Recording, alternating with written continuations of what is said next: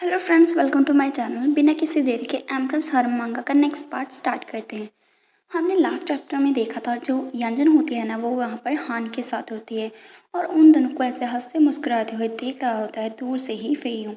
और उन दोनों को ऐसे देख के ना शाओफेई को बहुत ही बुरा लगता है। और यहाँ पर हम देखते हैं जो यंजन है वो पूछती है फ़ोन से और पूछती है कि तुम्हें ऐप्स कैसे आए, तुम मुझे क्यों नहीं सिखाते हो। तो फिर हम देखते हैं हान उससे बोलते हैं, प्रिंसेस अगर आपने ऐसे ही कंटिन्यू किया उसे टच करना तो मैं उन्हें और ज़्यादा ग्रो नहीं कर पाऊँगा।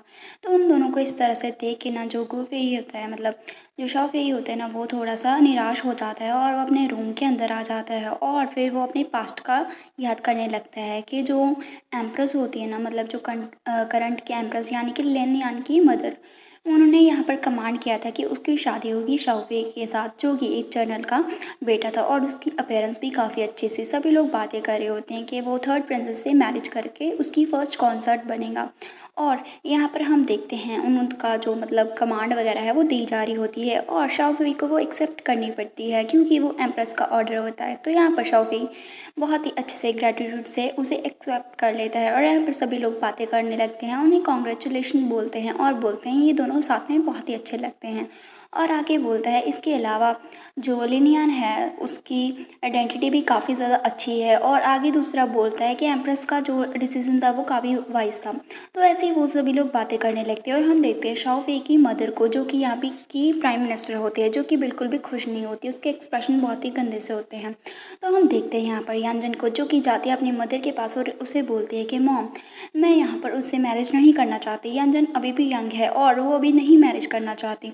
तो उसकी बात सुन के उसकी एम्प्रेस बोलती है कि सिली गर्ल, जब मैं तुम्हारी एज की थी तो मैंने ऑलरेडी ही मैरिज कर ली थी। लेकिन यानजन, जो कि बहुत छोटी होती है, शायद वो 10 या 8 साल की होगी, वो बोलती है लेकिन मैं उसे लाइक नहीं करती हूँ। तो यहाँ पर एम्प्रेस उसे बोलती है कि मैं क्वीन हूँ और मैंने ये इंसान को तुम्हारे लिए पिकअप किया है। और मैन होते हैं ना, वो क्लोज की तरह होते हैं, अगर वो यूज़फुल तभी होंगे अगर वो तुम्हारी हेल्प करेंगे हाउस वर्क में और चिल्ड्रंस को संभालने के लिए। अगर तुम उसे लाइक करो या फिर नहीं करो, इसका कोई भी इफेक्ट नहीं पड़ेगा, तुम्हें बस उसे यूज़ करना है। तो हम देखते हैं शाओ ये सारी बातें सुनता है क्योंकि वहाँ पर जो लड़कों का जो पोजीशन होता है वो बहुत ही कम होती है।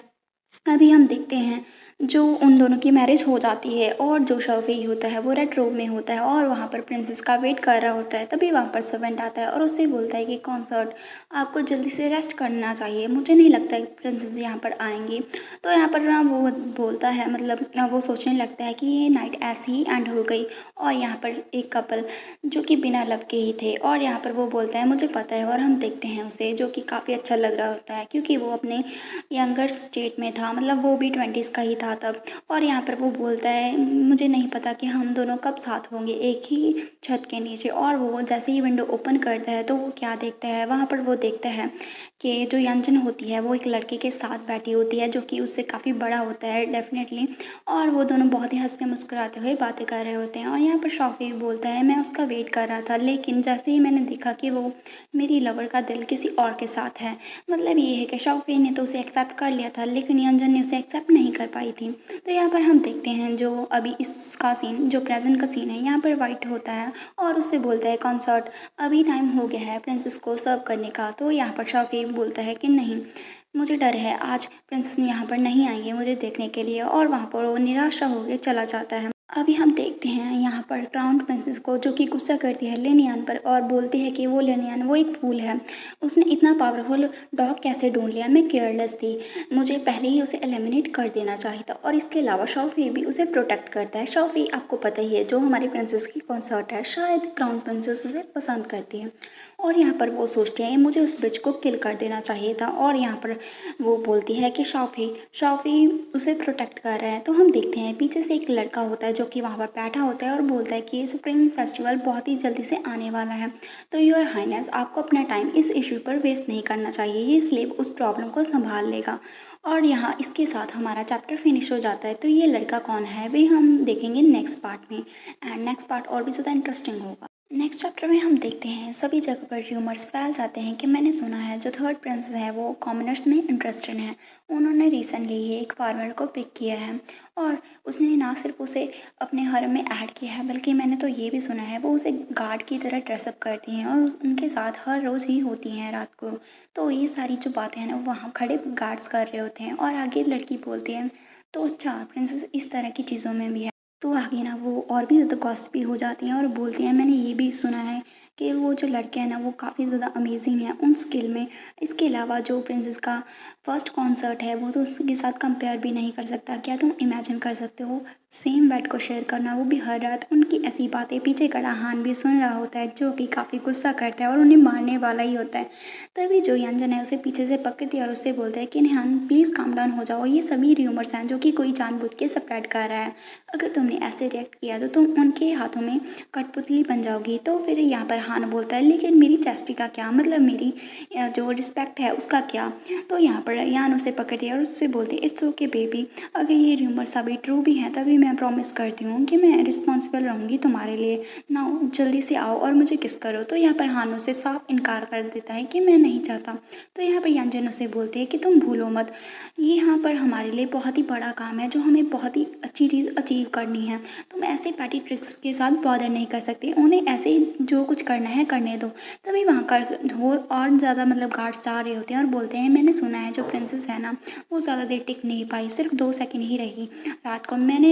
मुझे नहीं लगता कि वो रियल वुमन है भी, और मैंने ये भी सुना था ऐसी ऐसी बातें कर रहे होते हैं। तो यहाँ पर यंजन गुस्सा हो जाती है और बोलती है हाँ जाओ जाके उन्हें मार दो, उन्हें किल कर दो। तो यहाँ पर हानो से बोलता है प्रिंसेस तुम बहुत ही ज़्यादा स्ट्रांग हो और कोई भी चीज़ पॉसिबल है जब तक तुम जिंदा हो। तो यहाँ पर यंजन सोचता है कि क्या इसने भी वो र्यूमर पर बिलीव कर लिया कि मैं बेड पर ज़्यादा देर नहीं टिकती, और उससे बोलता है कि हाँ तुम्हें इस बार मंथली सैलरी नहीं मिलेगी, क्योंकि वो गुस्सा होती है। वो बोलती है तुम्हारे पास एक दिन है, जल्दी से जाके उस पर्सन को ढूंढो जो कि र्यूमर स्प्रेड कर रहा है, मैं उसे ज़िंदा देखना चाहती हूँ। तो हान उससे बोलते ठीक है मैं समझ गया। तभी हम देखते हैं यहाँ पर यंजन जाती है शॉफी के पीछे और उसे बोलते हैं शॉफी मेरा वेट करो, तुम उन र्यूमर्स पे विश्वास नहीं कर सकते हो ना, मेरे साथ मेरा और किन्हान का रिलेशनशिप वैसा नहीं है जिस तरह से वो बता रहे हैं। और आल्सो मैं 2 सेकंड वूमेन नहीं हूँ, प्लीज़ क्या तुम गुस्सा हो। तो यहाँ पर हान उसे सॉरी शाओफेई उससे बोलता है नहीं, मेरी इतनी हिम्मत कहाँ कि मैं योर हाइनेस से गुस्सा हो जाऊँ।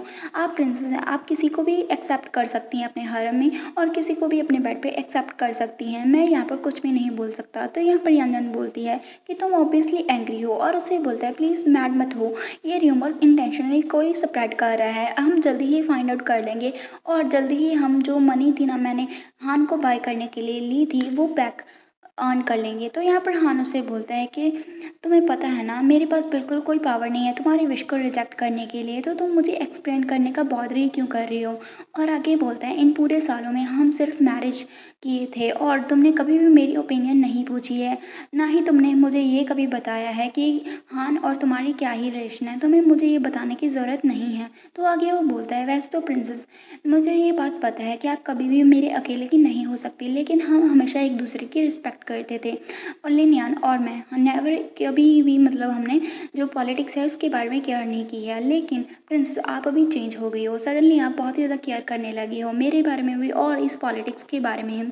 या फिर ऐसा है कि जो प्रिंसेस है वो अभी थ्रोन के लिए कम्पीट करना चाहती हैं। तो यंजन उसकी बातें सुन के उसे बोलता है फेयू मैं चेंज हो चुकी हूँ मुझे भी पता है, लेकिन मुझे अभी पता चल गया है मैं स्ट्रॉन्ग इनफ नहीं हूँ, मुझे खुद को प्रोटेक्ट करना होगा ताकि मैं ज़्यादा से ज़्यादा यहाँ पर खुद को बिल्ड कर पाऊँ और ताकि कोई मेरा एडवांटेज ना ले पाए। और इसके अलावा ये मैटर नहीं करता कि मैं यहाँ पर थ्रोन के लिए लड़ना चाहती हूँ या फिर नहीं, मैं कभी भी पहले की तरह नहीं बनूंगी उस गुड फॉर नथिंग लीन आन में। तो यहाँ पर फेई उसे बोलते हैं हाँ तुम चेंज हो चुकी हो, लेकिन मैं अभी तुम्हारा अंदर का जो डिफरेंस है वो नहीं बता सकता, मुझे नहीं पता कि तुम सच में चेंज हो गई हो या फिर सच में मैंने कभी तुम्हारी रियल जो फॉर्म है उसे देखा ही नहीं। तो उसकी बात सुन के यंजन उससे बोलते हैं फेई मैं तुम्हें कैसे बताऊं कि मैं ओरिजिनल लियन नहीं हूँ। तो यहाँ पर इसके साथ हमारा चैप्टर फिनिश हो जाता है, नेक्स्ट चैप्टर भी जल्दी ही आएगा। और हाँ फ्रेंड्स, अगर आप यहाँ तक पहुँच ही चुके हैं तो मुझे उम्मीद है आपको चैप्टर अच्छा लगा होगा, तो आप वीडियो को लाइक करना मत भूलिएगा। और हाँ, अगर आप चैनल पर न्यू हैं तो चैनल को सब्सक्राइब करके बेल आइकन को ऑल पे सेट कर लीजिएगा ताकि आपको सभी वीडियो की नोटिफिकेशन सबसे पहले पहुँच सके। And that's it for today's video, मिलेंगे नेक्स्ट चैप्टर में, बाय।